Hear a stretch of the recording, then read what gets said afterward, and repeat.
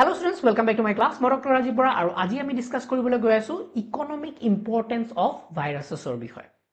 আমি যে ভাইৰাছ বিলাক ভয় খাওঁ হয়নে? ভাইৰাছ বিলাক বহুত বেয়া বুলি ভাবো, কিন্তু একচুয়ালি ভাইৰাছ বিলাক ইমান বেয়াও নহয়। ভাইৰাছ বিলাকে আমাৰ বহুতো ইকোনমিক্যালি আমাৰ কাৰণে বহুতো ইম্পৰ্টেন্ট হ'ব পাৰে। কেনেকৈ স্যাৰ? কাৰণ ভাইৰাছ বিলাক আমি ইউজ কৰি পেলাই আমি ভ্যাকচিন ডিজাইন কৰিব পাৰো, বেলেগ বেলেগ ভ্যাকচিনছ ডিজাইন কৰিব পাৰো। এতিয়া চোৱা, আমাৰ যে কৰোনা ভাইৰাছ বিলাক আছে হয়নে, সেই কৰোনা ভাইৰাছটোকে ইউজ কৰি পেলাই আমি কৰোনা ভাইৰাছৰ এগেইনষ্টত ভ্যাকচিন বনাইছো। আমি ইমান এডভান্স হৈ গৈছো হয়নে, বেলেগ বেলেগ ইমান ডেঞ্জাৰ ভাইৰাছ আছে, সেই ভাইৰাছ বিলাকক আমি ইউজ কৰি পেলাই আমাৰ সুবিধাৰ কাৰণে ইউজ কৰি পেলাই আমি তেনেকুৱা লাখ লাখ বেক্টেৰিয়া, সেইটো ক্লাছৰ বেক্টেৰিয়াৰ আমি ভ্যাকচিনছ বনাব পাৰো, আমি ড্ৰাগ ডিজাইন কৰিব পাৰো। সো সেইবিলাকৰ কাৰণে ইম্পৰ্টেন্ট, ভ্যাকচিন বনাওতে হেল্প কৰা হয়। আমি জেনেটিক ইঞ্জিনিয়াৰিঙৰ কাৰণে ভাইৰাছ বিলাক ইউজ কৰো। Genetic engineering, sir genetic engineering মানে ফৰ এক্সাম্পল আমি যদি কওঁ ল্যাম্ডা ফেজ বিলাক, যোনবিলাকে লাইসোজেনিক সাইকেল কৰে, তোমাৰ চাগে গম পাইছা, মই লাষ্ট ক্লাছত ডিসকাস কৰিছিলো। সো তাত কি কৰো, আমি কিছুমান আমাৰ জিন অফ ইন্টাৰেষ্ট থাকিব পাৰে, যেনেকে আমাৰ ইনসুলিন জিনটো। ইয়েস, আমাৰ গাত যোনটো ইনসুলিন জিন আছে, সেই ইনসুলিনৰ আমি লাখ লাখ প্ৰডাকশন কৰিব লাগে। ফৰ এক্সাম্পল ইনসুলিন এনজাইমটো বনাব পাৰে, ইনসুলিন প্ৰটিনটো বনাব লাগে আমাৰ। সো সেই ইনসুলিন প্ৰটিনটো আমি মানুহৰ পৰা এক্সট্ৰেক্ট কৰিবলৈ দৰকাৰ নাই। এতিয়া আমি বায়োটেকনলজিৰ জৰিয়তে আমি এনেকুৱা কিছুমান ল্যাম্ডা ফেজ ডিজাইন কৰিব পাৰো, ল্যাম্ডা ফেজৰ বেক্টেৰিয়োফেজ কিছুমান আমি ডিজাইন কৰিব পাৰো, যোনবিলাকৰ ভিতৰত আমি সেই জিন অফ ইন্টাৰেষ্টটো, ইনসুলিন ধৰি লোৱা ইনসুলিন জিনটো সোমোৱাই দিম। ক'ত সোমাই দিলো? বেক্টেৰিয়োফেজটোৰ ভিতৰত সোমাই দিলো। এই ল্যাম্ডা বেক্টেৰিয়োফেজটো আমি কি কৰিলো, ল্যাম্ডা বেক্টেৰিয়া আমি কাক এটেক কৰিব দিলো? বেক্টেৰিয়া কিছুমানক এটেক কৰিব দিলো। যেতিয়া বেক্টেৰিয়াটো এটেক কৰিব, সেই বেক্টেৰিয়োফেজৰ ভিতৰত, ল্যাম্ডা ফেজটোৰ ভিতৰত যোনটো ইনসুলিন জিনটো আছিলে সেইটো সোমাই গ'ল নে বেক্টেৰিয়াটোৰ ভিতৰত? আৰু সেই বেক্টেৰিয়াটো যেতিয়া ৰেপ্লিকেট কৰিব, তোমাৰ ইনসুলিন জিনটোও ৰেপ্লিকেট কৰি থাকিবনে?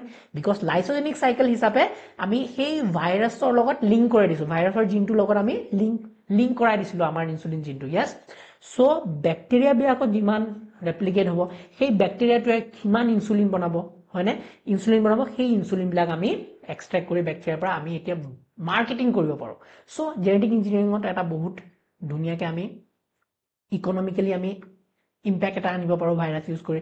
বেলেগ বেলেগ আমি মেডিচিনত ইউজ কৰিব পাৰো, বেলেগ বেলেগ আমি ৰিসাৰ্চত ভাইৰাছ বিলাক আমি ইউজ কৰিব পাৰো ৰিসাৰ্চ কৰোতে হয়নে। প্লাস ইকোনমিক ইম্পৰ্টেন্সৰ যদি কথা কওঁ, ইম্পৰ্টেন্স বুলি নহয়, বহুতো ইকোনমিক লসও কৰে আমাৰ।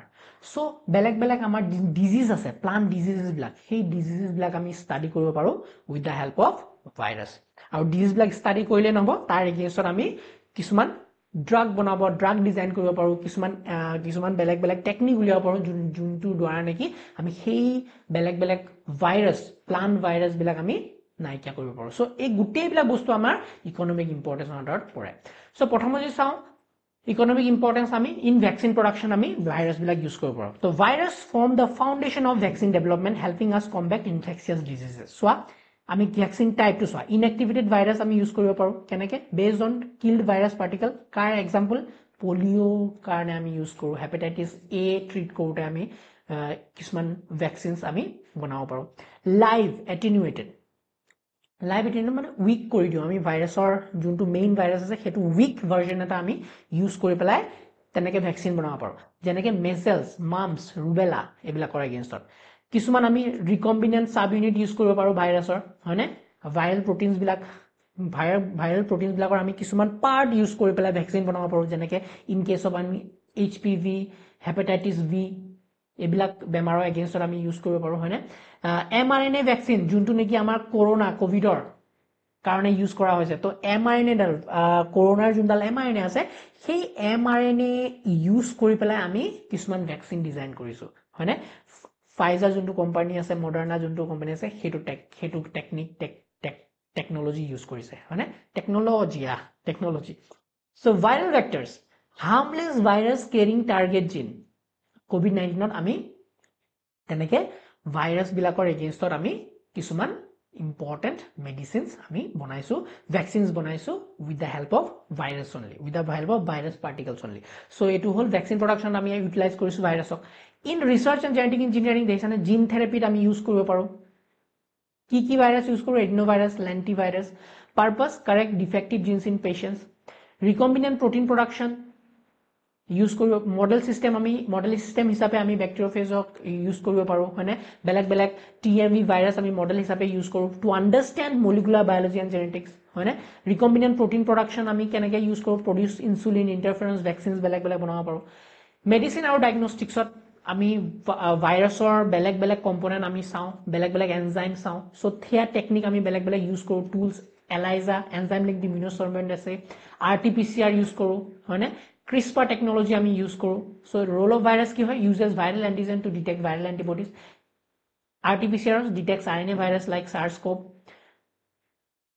CRISPR টেকনলজি কি হয় adapted from bacterial antiphage defence so' এইবিলাক আমি ভাইৰাছক আমি কেনেকেনো মেডিচিন আৰু ডায়েগনষ্টিক্সত ইউজ কৰোঁ সেইটো বস্তু দেখুওৱা হৈছে প্লান্ট পেথলজিটো আমি ভাইৰাছবিলাকক ইউজ কৰোঁ to understand various plant pathogen যোনবিলাক নেকি আমি আমাক ফুড ছিকিউৰিটিত এফেক্ট কৰিব পাৰে যেনেকৈ TMV ডিজিজ কি কৰিব পাৰে ইয়াত দেখিছেনে ডিজিজবিলাক টবাকো মজাইক ডিজিজ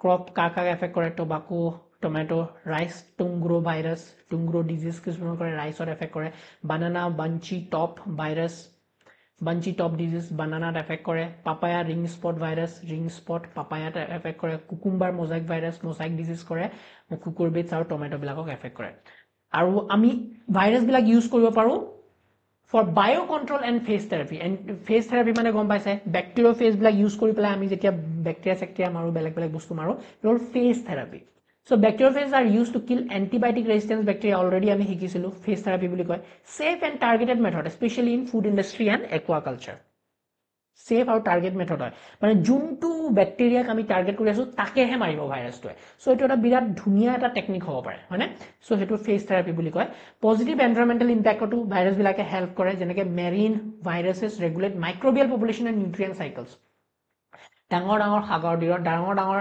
মেৰাইন লাইফত হয়নে তেহেঁতত কি মাইক্ৰবিয়েল পপুলেশ্যনটো কণ্ট্ৰল কৰাত হেল্প কৰে নহ'লে যদি ভাইৰাছবিলাক নাথাকে বহুতো ভাইৰাছে বেক্টেৰিয়াবিলাক কিল কৰে আমি জানো হয়নে চ' সেই মাইক্ৰবিয়েল পপুলেশ্যনটো বহুত বেছি হৈ যাব আৰু একুৱেটিক লাইফত এফেক্ট কৰিব নিউট্ৰিয়েণ্ট চাইকেলটো উল্টা পুল্টা হৈ যাব কিন্তু ভাইৰাছবিলাকে কি কৰে আমাৰ সেই বেলেঞ্চটো বজাই ৰাখে biopesticide development using baculovirus example NPV for Helicoverpa so' এইখিনি বস্তু আমাৰ ইম্পৰ্টেণ্ট আছিলে আজি ক্লাছৰ কাৰণে আমি য'ত ইকনমিক ইম্পৰ্টেঞ্চ অফ ভাইৰাছখিনি ডিছকাছ কৰিলোঁ thank you so' much for ৱাচিং মাই ভিডিঅ' যদি ভিডিঅ'টো ভাল লাগিলে please like the video' share and subscribe যদি তোমালোকক নোটছ লাগে always check my website ohomiyabio.com তাত নোটছ পাবা ডিগ্ৰী এক্সামত লিখিব পাৰেগে চ' আজি ক্লাছত আমি ভাইৰাছ টপিকটো ধুনীয়াকৈ চাম আপ কৰিলোঁ নেক্সট ক্লাছত আমি নেক্সট ইউনিটটো ষ্টাৰ্ট কৰিম meet in the next class by